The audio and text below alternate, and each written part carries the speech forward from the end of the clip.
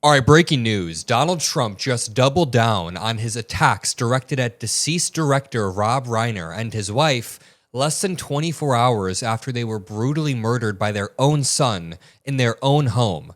Rob Reiner's death has now turned into a national political story only because the President of the United States is so uniquely divisive that he has to escalate the political atmosphere every single time he gets the opportunity.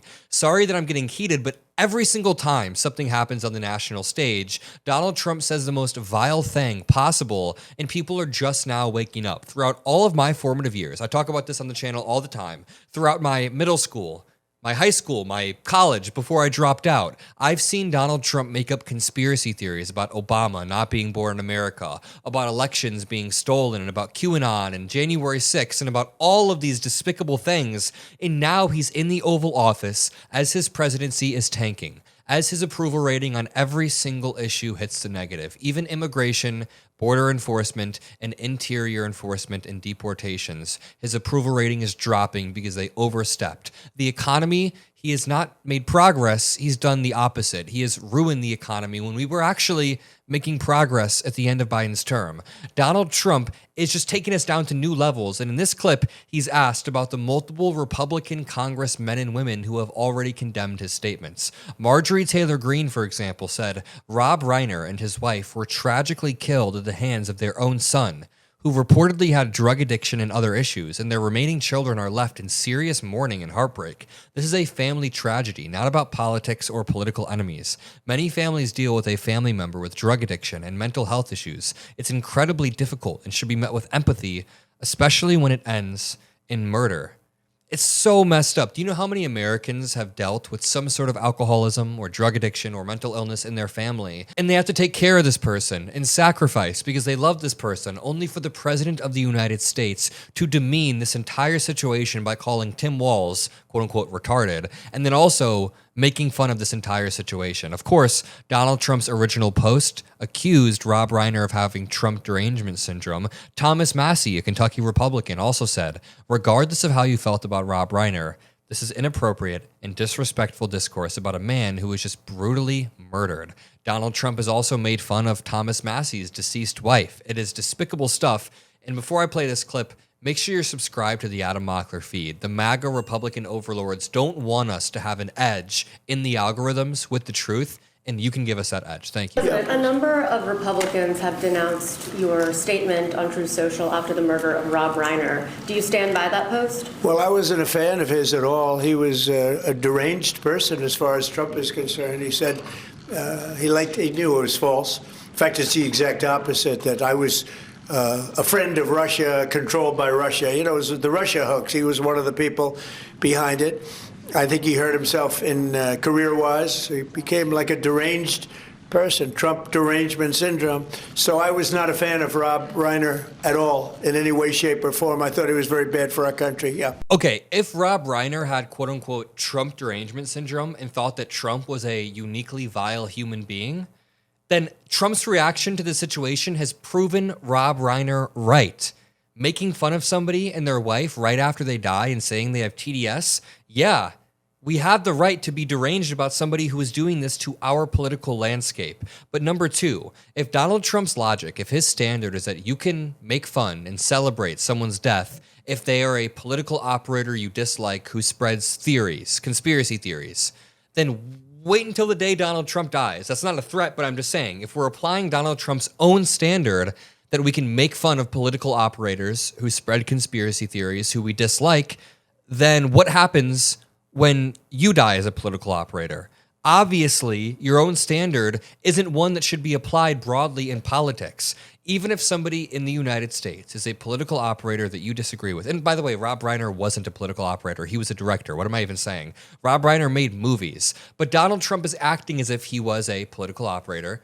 If we were to grant that, then everything that does make America great, all of the democratic norms, everything that we have in our society is eroded. This is incredibly disgusting, and we're going to continue to cover that. But then Donald Trump gets caught in another contradiction that he doesn't even realize. He signs something and talks about no auto pen, jokes about an auto pen. No auto pen. None, ever. We don't like auto pens, right? Notice how no one laughs other than one random sycophant. But I want you to remember, Donald Trump has used the auto pen himself, number one. Number two, Donald Trump has multiple times said he doesn't know about a pardon that he's issued.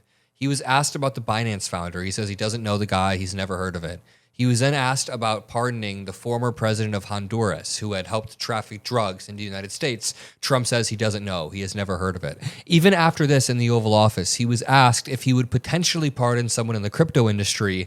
And you can tell Donald Trump is basically convinced. He's convinced that this person needs to be pardoned just because a journalist asked the question. It is absolutely absurd. Take a listen. President, this week a man named Keone Rodriguez is going to federal prison for creating crypto privacy software. The case was started under the Biden administration, but your DOJ kept it going and secured the conviction.